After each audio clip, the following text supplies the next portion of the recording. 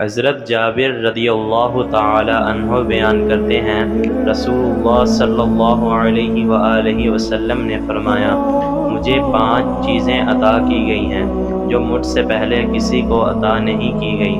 1 مہینے کی مسافت سے رعب کے ذریعے میری مدد کی گئی ہے۔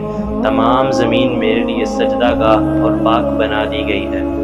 میرے امتی کو جہاں بھی نماز کا وقت ہو جائے تو وہی نماز پڑھ لے۔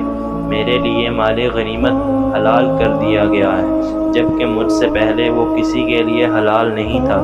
مجھے شفاعت عطا کی گئی ہے اور ہر نبی اپنی اپنی قوم کے لیے مبعوث کیا گیا تھا، جبکہ مجھے عمومی طور پر تمام انسانوں کے لیے مبعوث کیا گیا ہے۔ حضرت ابو ہریرہ رضی اللہ تعالی عنہ سے روایت ہے کہ رسول اللہ صلی اللہ علیہ وآلہ وسلم نے فرمایا، مجھے دوسرے انبیاء کرام پر 6 چیزوں سے فضیلت عطا کی گئی ہے۔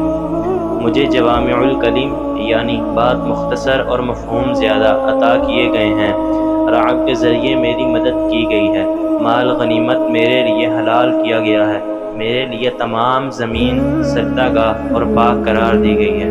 مجھے تمام مخلوق کی طرف بھیجا گیا ہے اور مجھ پر نبوت کا سلسلہ ختم کر دیا گیا ہے۔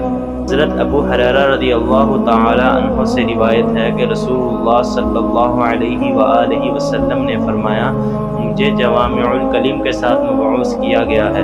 رعب کے ذریعے میری مدد کی گئی ہے، اور اس دوران کہ میں سویا ہوا تھا میں نے خواب میں دیکھا کہ مجھے زمین کے خزانوں کی چابیاں عطا کی گئی ہیں اور انہیں میرے ہاتھ میں رکھ دیا گیا ہے۔